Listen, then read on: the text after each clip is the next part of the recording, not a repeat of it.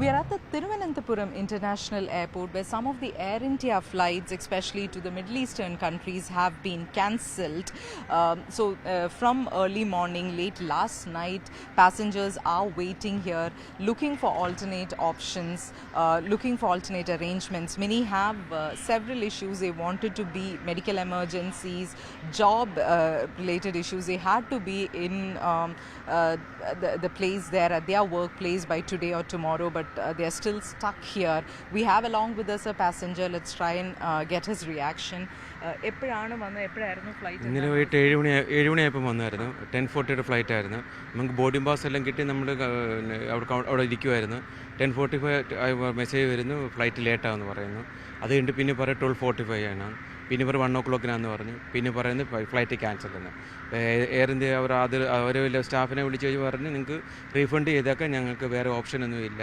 അപ്പോൾ സഡനായിട്ട് ഇങ്ങനെ ഒരു ഫ്ലൈറ്റ് ക്യാൻസൽ ചെയ്യുന്ന പറയുമ്പോൾ നമുക്കല്ലെങ്കിൽ ബോർഡിംഗ് പാസ് കിട്ടിക്കഴിഞ്ഞ് നിങ്ങൾ പിന്നെ ക്യാൻസൽ ചെയ്യുമ്പോൾ നമുക്ക് അതനുസരിച്ചുള്ള അക്കോമഡേഷൻ തിരിച്ചു ഒരു ഫുഡ് തന്നെന്ന് പറഞ്ഞ മാതിരി വെള്ളവും ഒരു ബ്രെഡും തന്നിട്ട് അത്രയും തന്നിട്ടുണ്ട്. പക്ഷേ അടുത്ത ഓപ്ഷൻ ചോദിക്കുന്ന ഫ്ലൈറ്റ് എപ്പം പോകുമെന്നുള്ള അവർക്കും അറിയത്തില്ല. ഇന്നത്തെ ഫ്ലൈറ്റ് ചോദിച്ചും പറയുന്നു അതിനകത്ത് എല്ലാവർക്കും കൊടുക്കാൻ വേണ്ടി ടിക്കറ്റ് ഇല്ലെന്ന് പറയുന്നത്.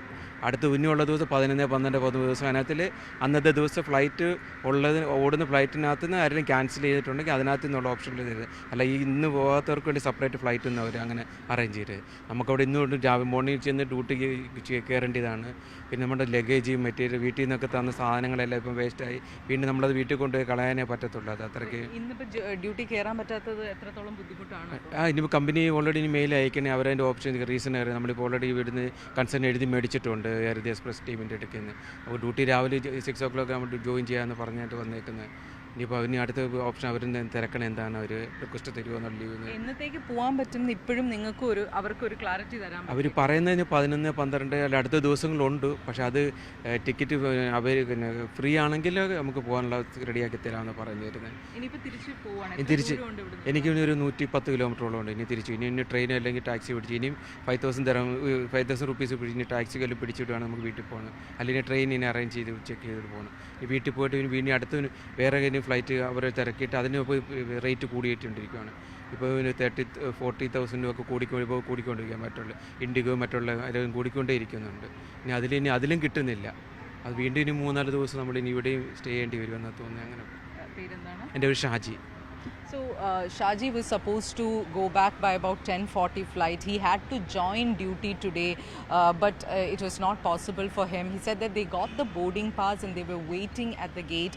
First they were told that the flight is delayed by a few hours, and at around 1 a.m. midnight they were told that the flight has been cancelled.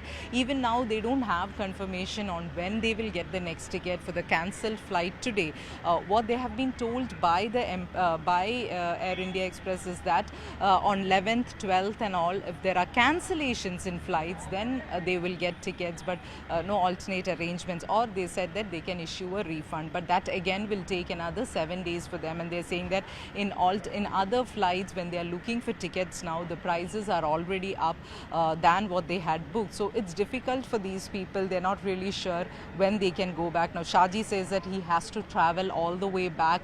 He spent 5,000 rupees to take a taxi and come here from his home, which is about 110 kilometers, and now he'll have to do the same to get back, and he's not doesn't have clarity yet on when he can travel. And they are job also he had to join today, but then now he has asked them for permission, but they are still in a dilemma is what he's saying. So this is the situation of many of the passengers who had to go in these flights, not just from Thiruvananthapuram but Kochi and Karipur airport also. Flights have been cancelled.